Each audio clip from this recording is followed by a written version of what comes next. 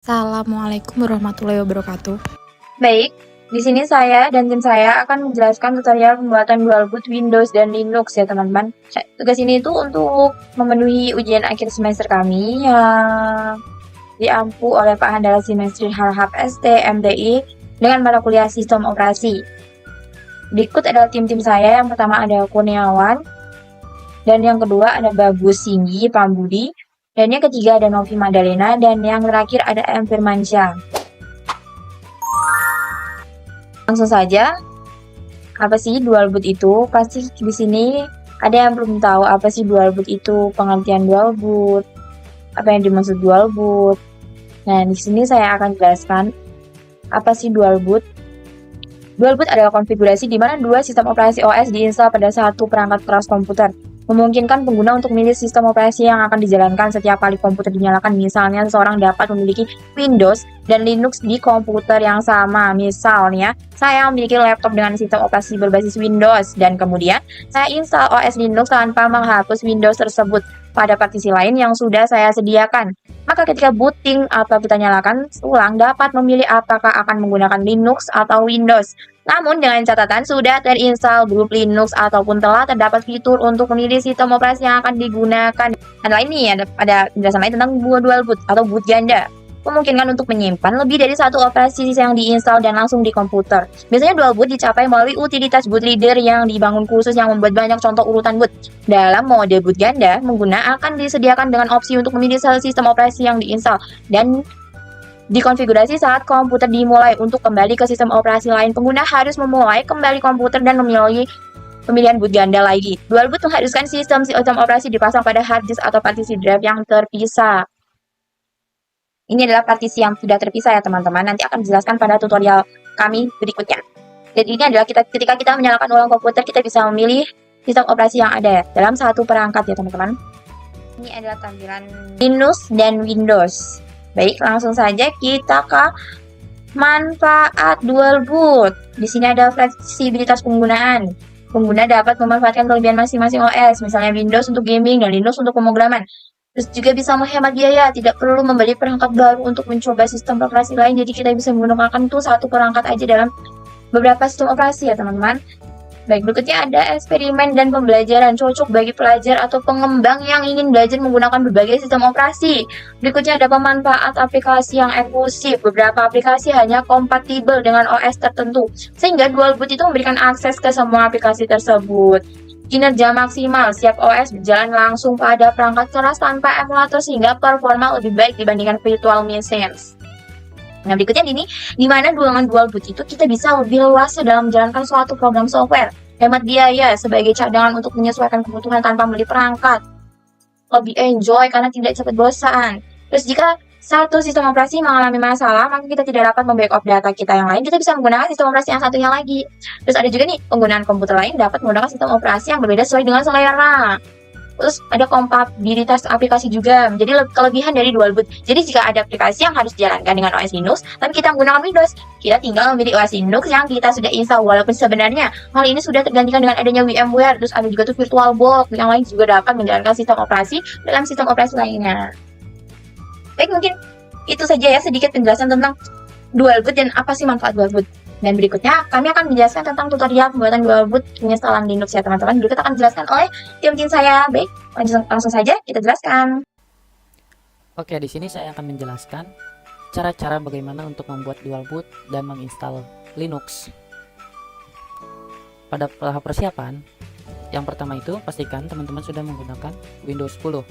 Lalu yang kedua, teman-teman siapkan bahan-bahan.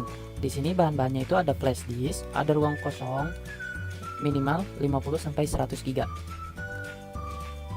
Atau teman-teman bisa menggunakan drive lain untuk menginstal Ubuntu.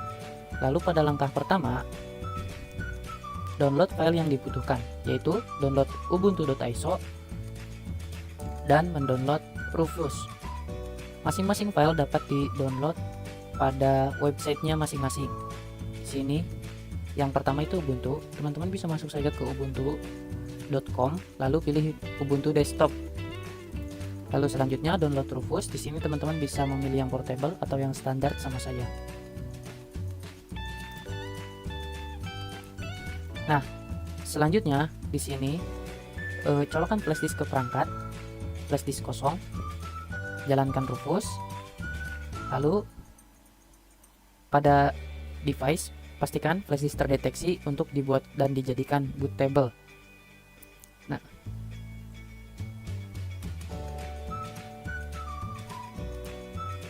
Nah, setelah itu kita pilih file ISO image dari Ubuntu-nya, lalu selanjutnya memilih partisi scan. Nah, di sini terdapat NDR atau GPT. Teman-teman bisa mengeceknya pada disk PC, klik kanan lalu manage.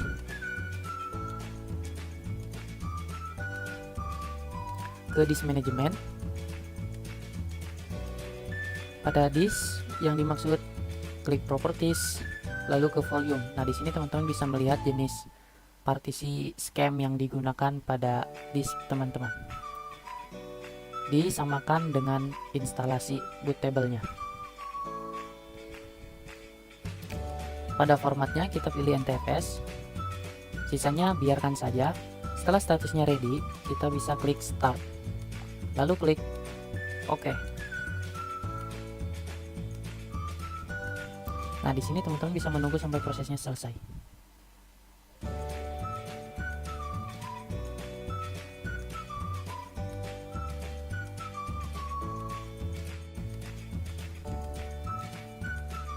Setelah selesai, statusnya akan menjadi siap pakai hijau ready seperti ini. Lalu langkah ketiga, siapkan partisi untuk Ubuntu. Cara menyiapkannya adalah klik kanan pada disk manajemen. Pada disk yang dimaksud, klik kanan, shrink volume untuk membagi partisi. Masukkan ukuran partisi yang diinginkan sesuai kebutuhan teman-teman. Nah, untuk di sini saya akan menggunakan SSD tambahan sebagai drive sebagai media instalasinya. Setelah ini kita akan masuk ke menu BIOS. Untuk masuk ke menu BIOS, kita akan merestart perangkat. Dan cara untuk masuk ke menu BIOS masing-masing pada merek laptop akan berbeda-beda. Teman-teman sesuaikan saja dengan merek laptop teman-teman. Ini adalah tampilan ketika teman-teman masuk ke menu BIOS. Mungkin tampilannya akan berbeda-beda juga. Nah, pada kali ini kita akan mengatur boot priority. Bisa teman-teman lihat, ini sudah ada menu untuk mengatur boot priority.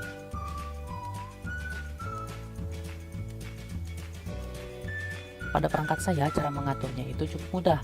Teman-teman tinggal hanya menggeser drive yang digunakan sebagai bootable ke posisi awal. Mungkin pada perangkat teman-teman bisa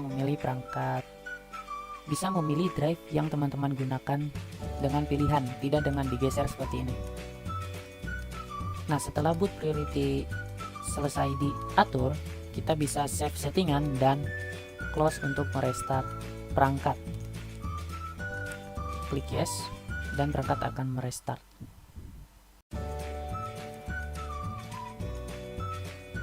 Nah, di sini teman-teman bisa try or install Ubuntu. Ini adalah tampilan dari flashdisk bootable yang kita booting pada perangkat kita. Tinggal teman-teman menggunakan tanda panah pada keyboard teman-teman lalu tekan enter. Di sini perangkat teman-teman akan memproses instalasi booting dari flashdisk. Tinggal teman-teman tunggu saja.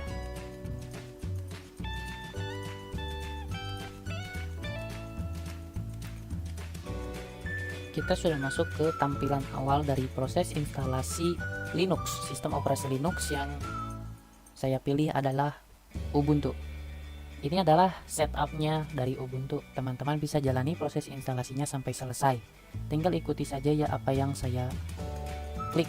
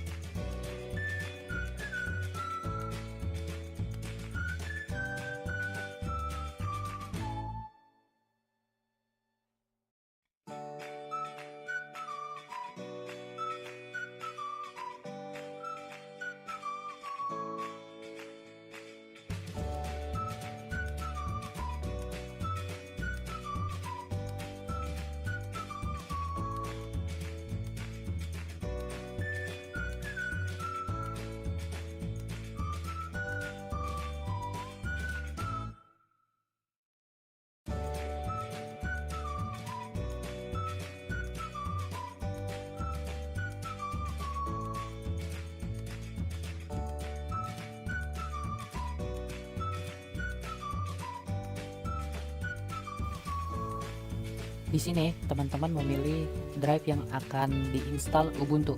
Jika teman-teman menggunakan partisi yang telah dibagi sebelumnya, teman-teman bisa memilih. Karena di sini saya menggunakan drive tambahan, di sini saya memilih drive tambahan tersebut yaitu SSD sebesar 120 GB. Lalu teman-teman bisa klik next saja.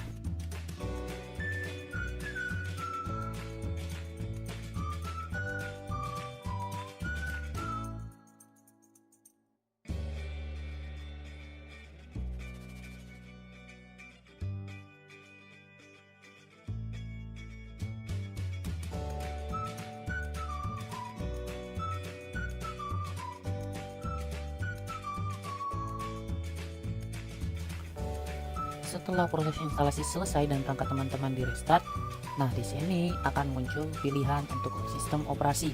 Ada booting menggunakan Ubuntu dan ada booting menggunakan Windows. Di sini teman-teman bisa memilih antara Ubuntu dan Windows dengan menekan Enter. Di sini kita akan booting menggunakan Windows. Kita coba apakah berhasil. Nah, di sini bisa berhasil booting menggunakan Windows ya teman-teman. Lalu selanjutnya kita juga akan mencoba booting menggunakan sistem operasi dari Linux Ubuntu. Caranya sama, kita restart lalu akan masuk ke menu pilihan dan kita enter pada menu Ubuntu.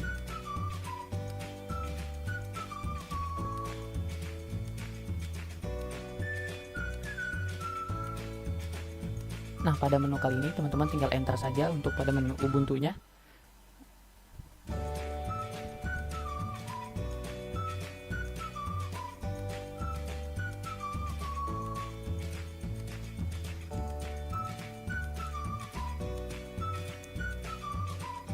Nah, setelah selesai, teman-teman akan login user yang telah kita buat tadi.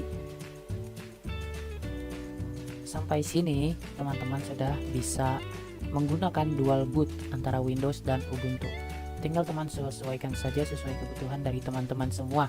Sekian dari saya, kurang lebihnya mohon maaf. Terima kasih. Wassalamualaikum warahmatullahi wabarakatuh. Baik, di sini akan saya jelaskan kesimpulan, saran, dan tips untuk pemula menggunakan dual boot Windows dan Linux dalam satu laptop.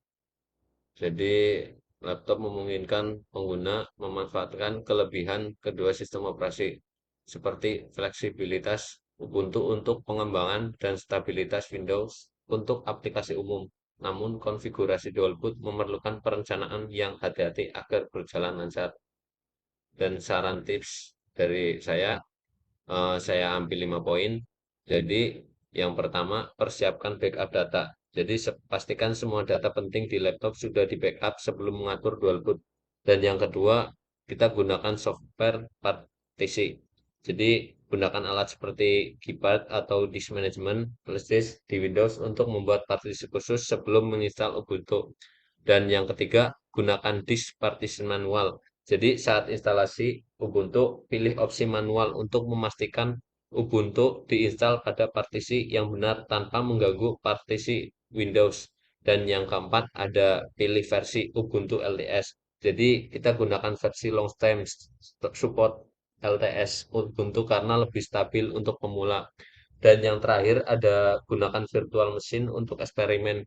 Jadi jika ragu, mencoba Ubuntu terlebih dahulu di virtual machine kayak virtual box sebelum mengatur dual boot. Mungkin itu saja. Terima kasih.